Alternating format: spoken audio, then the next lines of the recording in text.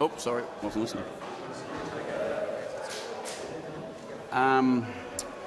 Look, we made a decision to pick the team that we played with, and we knew it was going to expose us in some parts of the game. And I think the crucial part for us was the contested possession style side of the game, and that's what younger blokes find hardest to do, probably. And that showed up in the numbers at the end of the day. They beat us by about 30, so it was a pretty clear and convincing win by them, and I'm sure that that was probably what they expected to do. If you had your time again, would you rejig the side? No. As I said, we made the decision a month, 6 weeks out what we were going to look like in round one of the NAB Cup, and that was based on preparation for round one, and that's exactly what we wanted to do.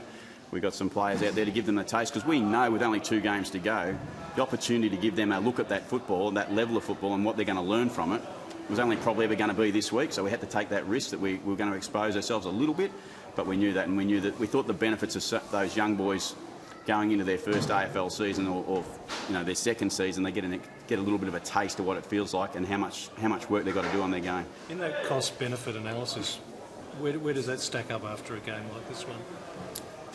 The cost benefit? Oh no, I think it's still okay. I think we come away from the game and we see some young players do some stuff. 1 or 2 little bits in the game. You see Hinkley play some good bits of footy. When we put him down on to Betts, who was causing some problems and doing some stuff, and we see him win some one-on-one battles in the contest against a good player. We see Amon do some stuff.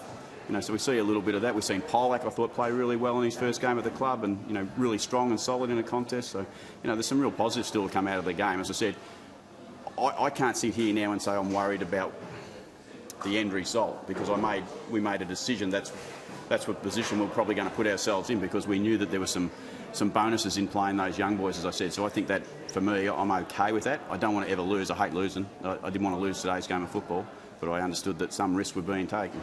Renew found what happened to his knee?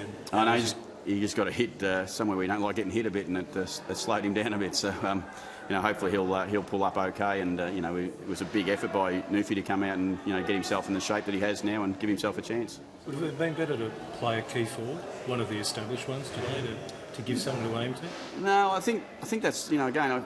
I'm not going to back out on the decision that we made. I'm pretty comfortable with the decision we made. And Westhoff and and Schultz, who are probably our 2 most damaging tall forwards, we had to make the decision we did to allow us to do what we want to do in the next couple of weeks, and that's what we've got to make sure now, that we get them back into the side, and and the side refocuses on them blokes going forward. But Mason Shaw and Mitch Harvey had to get something out of today, and I've just spoken to the players and asked Mitch, what did you learn, and Mason, that it's blinks out there in this level of football, and the contested side of things, you've got to be a fierce competitor to survive out there. So I know they're not going to get those lessons very often, and I know I had to give them those lessons. Mason pretty close to being ready for an AFL game at some stage this year? Oh no, Mason's got he's got a lot of work to do. We know that, and we shouldn't be trying to push him and shove him too fast. But we know he's got some ability that we want to work with, and that's why I said if we didn't give him that experience today, we're probably not going to give it to him in this pre-season. So he's going to go into his Magpie season and have to work from there. But he's now got a little idea what it looks like.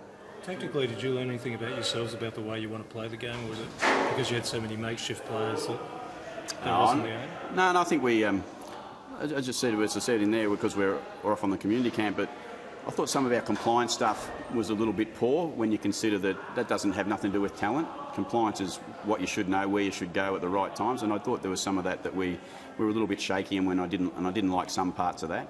But that's, again, I suppose, you go, scoreboards going against you, people become a little bit protective of themselves, and we don't want to be like that, but that's probably what happened. So what happens next game? How many have you already got in set mind? How many changes you're going to bring back? Yep. Yeah, no, we've planned, as I said, we've planned a long way out to what we were going to do, and all the boys that weren't out there today, you'll see out there next week pretty much, and, barring injury, obviously, there's a couple that are out injured, but you'll see most of them out there next week. Sorry? What stage do you play your best side? Close enough to next week. And that, as I said, there's a couple of boys who are not going to be there. We've got to make a decision on Hartley. Is he ready now to go? And he probably is. It's just whether you do that decision. We know Trengo's still a little bit, probably a couple of weeks out, so we're not going to have those sort of players there. But all the ones who are fit and physically okay, they'll be out there next week. And, they need to be out there because we played a game last week. We've given them the week off, and we've got 2 weeks to go coming into the season. We really are mirror imaging what we did a little bit last year. Now, it doesn't mean it's going to be exactly right, but that's what we're trying to do. Any other injuries? No, all clear, which was, it's again one of the things about the NAB Cup. You love that you've got to play, the format's okay, but you just worry about the injury part of the game. And, for us to get through, as I said, Newfie copped a knock, but outside of that, bruises and bumps that you expect in a game of AFL footy. Bretton Sanderson said in his bit on Fox Footy that come the Adelaide Oval showdown, he doesn't get on there before that game. I take it that's because they're the away team. As you as a home team, have you been promised a session on that? No, not yet. I don't think we're not quite sure what's going on with that. I mean, we understand that there's a significant amount of work still getting done at the Adelaide Oval, and we understand that there's things that are in the way of what we'd like to do, but we can't control them. We've just got to accept what it is. As Sando's right, we're probably both going to go there almost first time for both clubs, and we're going to have a fierce contest, and we look forward to it. Cheers.